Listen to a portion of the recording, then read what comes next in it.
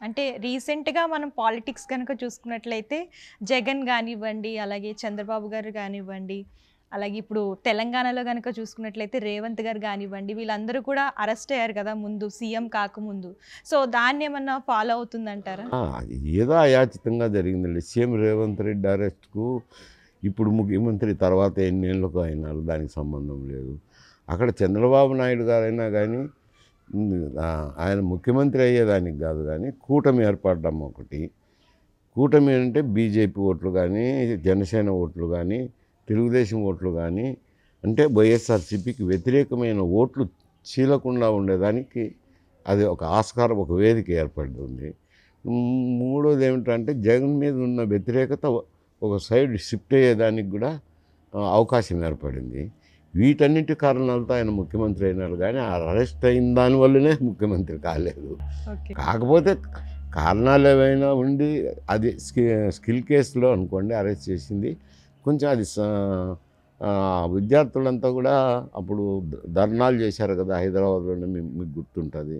మేము ఆ skill university ఉండేదాని వల్లే, ఆడ చదువుకునే దానివల్లనే మేము ఐటీ ఉద్యోగాల్లో చేరగలిగినాము, మాకు ఉపాధి దొరికింది అంటే స్కిల్ యూనివర్సిటీ ఉన్నందువల్లనే అని చెప్పి వాళ్ళందరూ కూడా దానివల్ల నష్టం జరిగినట్టు ఏం కనపడలే. కాకపోయినా కొంచెం కక్ష సాధింపు ధోరణిలో చేసినారనేది కొంతమేరకు సింపతి వచ్చింది కానీ అది ఎలక్షన్ రిజల్ట్ని టిల్ చేసింది అని చెప్పలేము.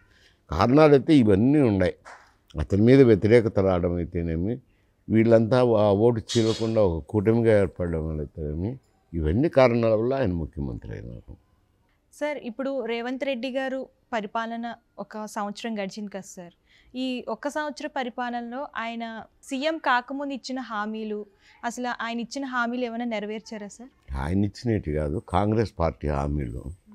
అంటే ఆయన చెప్పారు కదా కాంగ్రెస్ పార్టీ హామీలు అవి మేనిఫెస్టోలో పెట్టినారు. ఆ హామీలు నెరవేర్చినారా సీఎంగా అయిన తర్వాత అనేది ప్రశ్న. అంటే ఆయన కొన్ని కార్యక్రమాలు అయితే ఇప్పటికీ నెరవేర్చినారు. ఒకటి ఏమిటి, ఉచిత బస్సు ప్రయాణం అయితేనేమి, పెన్షన్లు అయితేనేమి, గ్యాస్ సిలిండర్ అయితేనేమి, ఇంకా చేయనివి రైతు భరోసా ఒకటి ఉంది. రైతు భరోసా కూడా కార్యక్రమం సంక్రాంతి నుంచి మొదలుపెట్టారు. ఎందుకంటే రైతు భరోసాలో కొన్ని గైడ్ లైన్స్ను మార్చినారు. గతంలో బీడు భూములకైనా ఇచ్చినారు, సాగు చేయని భూములకు, బీడు భూములకు, వీటన్నిటికి కూడా రైతు బంధు ఇచ్చినారు. ఎందుకు రైతు బంధు వలన అది వారికి తెలియాల్సింది, ఆ ప్రభుత్వానికి. ఇప్పుడు ఎందుకంటే సాగు చేసే రైతులకు వారికి ఊతం ఇవ్వాలని చెప్పి ఎవరెవరైతే సాగు చేస్తున్నారో ఆ సాగు చేసే భూములను సర్వే చేస్తున్నారు. సర్వే చేసి ఆ రైతులకు రైతు భరోసా ఇవ్వాలని. కాకపోతే ఒక 1000 తగ్గించినారని చెప్పి బీఆర్ఎస్ వాళ్ళు ఆరోపణ చేస్తున్నారు. ఇందులో సమస్య ఏమిట్రానంటే ఆరోపణలు చేసేవారే వల్లనే ఈ ఇబ్బందులన్నీ జరుగుతున్నాయి. వారి ప్రభుత్వం గతంలో చేసిన అప్పులు దాదాపు 6 లక్షలు 7 లక్షల కోట్ల రూపాయలు అప్పులు చేశారు. ఆ అప్పులకు వడ్డీలు, కంతులు, ఇంట్రెస్ట్ అయితేనేమి, కంతులు అయితేనేమి, ఇన్స్టాల్మెంట్స్ అయితేనేమి, ఇవి పే చేయాలని అంటే సంవత్సరానికి 44,000 కోట్ల రూపాయలు పే చేయాల్సింది.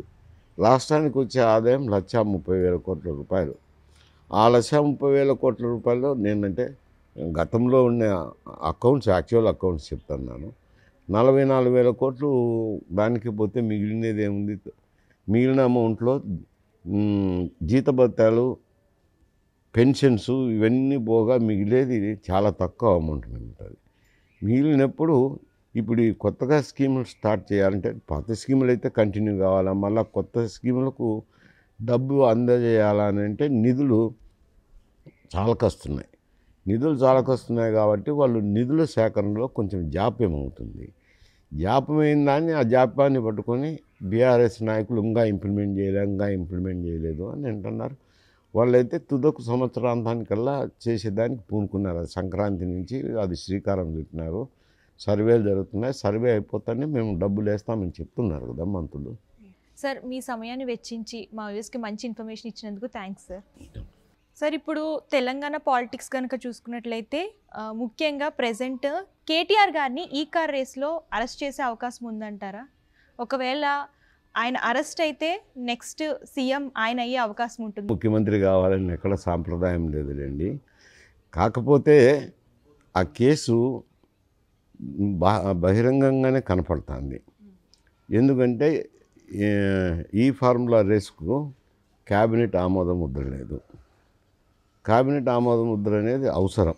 ఏదైనా ఒక స్కీమ్ స్టార్ట్ చేసినప్పుడు క్యాబినెట్ మంత్రిగా క్యాబినెట్లో చర్చించి నిర్ణయం తీసుకోవాలి. కానీ ఆయన ముఖ్యమంత్రి కుమారుడు కాబట్టి సొంత నిర్ణయాలు తీసుకుంటే సాంప్రదాయ విరుద్ధం అవుతుంది.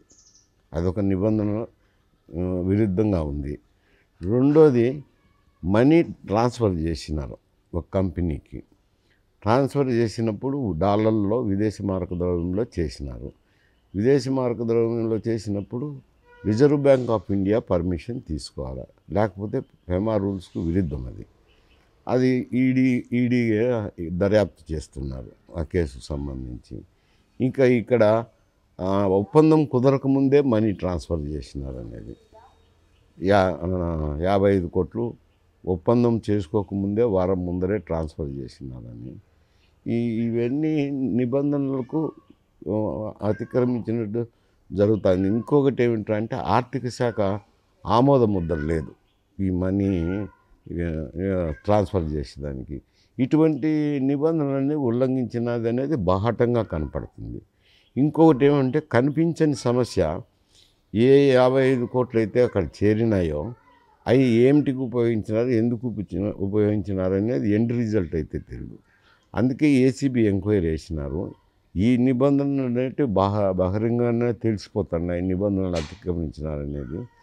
తర్వాత ఆ ఎండ్ ప్రోడక్టు ఎక్కడ ఉపయోగించినారు, దేనికి ఉపయోగించినారు అనేది తేలాల్సింది. దానికి ఏసీబీ ఇన్వెస్టిగేషన్ జరుగుతున్నాయి.